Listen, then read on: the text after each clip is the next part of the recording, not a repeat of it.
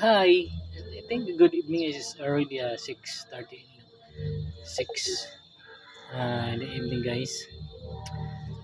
How are you, guys, mga kabu drivers? So again, we have also a travel today. We have three schedule today from here in Barangay Binog to the Pasel, and then after Pasel, we go to the Palompon Leyte.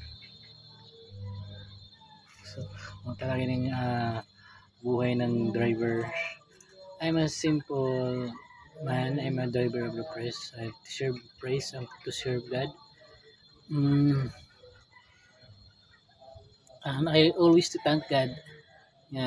Always nagputik akong pag-drive for guidance and guardian angels. I very thank to God for always safe travel pag-uuli. Every time travel me, I God is always there. That's why mga kabudaber, don't forget to mm, pray always before your drivings. Sana nga ito mag-guidance sa ato, sa ato mga pagdadrive. So, bye. God bless you all. Again, amping always pag-drive mga kabudrivers.